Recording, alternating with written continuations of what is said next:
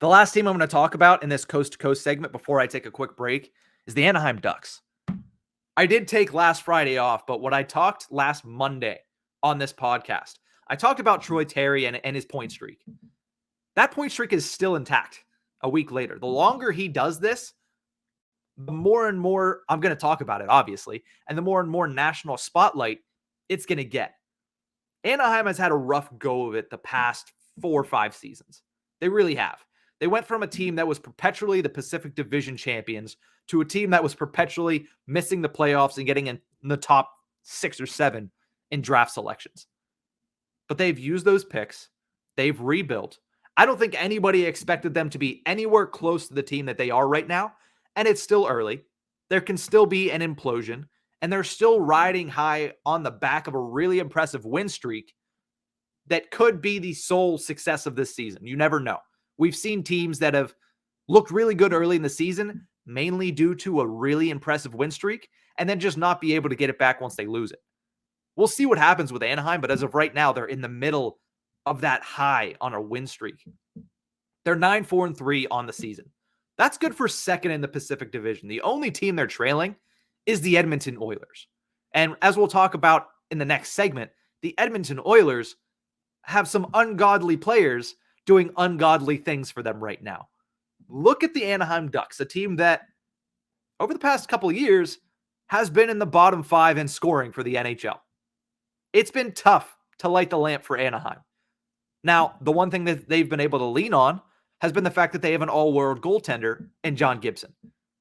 There were rumors that maybe John Gibson gets traded. Maybe he's out of there. He hasn't been. And now they're reaping the rewards with a really good run that I'm sure a lot of their fans are really appreciative of. It's been a while since they've seen the Ducks have this kind of success, especially early on in a season, which will give them hope throughout the middle months and the dog days of the NHL season once we get past Thanksgiving. Now, with that being said, obviously issues with their general manager now stepping away. You clear that of the locker room. Apparently an abusive relationship between Murray and a lot of his employees. So now that that's gone too, you hope for the best, obviously, for Bob Murray. You hope that he gets the help that he needs. But that's just, there's no place for that in the NHL. And that's why you see him already away from the Anaheim Ducks. Again, hopefully he gets all of the issues that he has taken care of. But as far as the Ducks are concerned, they're moving forward. And right now, they're playing really good hockey. Like I mentioned, they're riding high on a win streak. That win streak is at 7 games, which is the longest current win streak in the NHL. So yes, a lot of eyes are shifting to Southern California to look at the Anaheim Ducks. Now, while the eyes are there, I think a lot of people are going to notice the Ducks do need to rebrand a little bit. Their jerseys probably need upgraded a little bit. I won't harp on that too much because I still like them. I think they're pretty nice jerseys. I do think they need upgraded just a little bit. But that's just a quick aside about the Anaheim Ducks. I won't get on them anymore about that. I'm just going to praise them for what else is going on down there.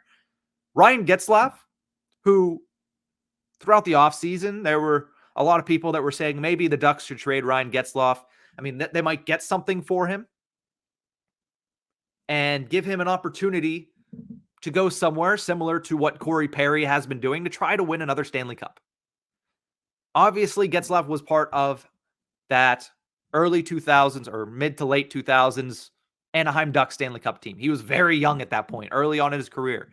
And since then, while they have found some success, they have not gotten back to that point. And then the last 5 seasons, as I mentioned, has been really bad for Anaheim. But Getzlaff has been there through it all. Now the Anaheim Ducks franchise leader in point scoring. And who would have thought that he would be playing at the level that he's playing right now, that he would be finding the score sheet as much as he has right now. Now, he's only scored 1 goal. But the dude is one of the best facilitators in the league to start the season.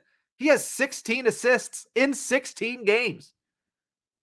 Added on that 1 goal, he has over a point a game. Who would have thought that from Ryan Getzloff? Staying true to the team that drafted him, staying true to the team that he has played for his entire 15-plus year career, and he's being rewarded right now early in the season. You love to see it.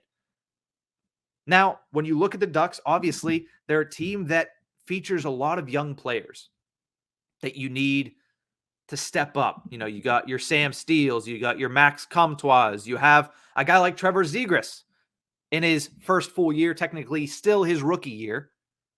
He has 4 goals and 8 points. Not bad. Not bad. Jamie Drysdale, 1 goal, 7 points from a defenseman. That's not bad at all.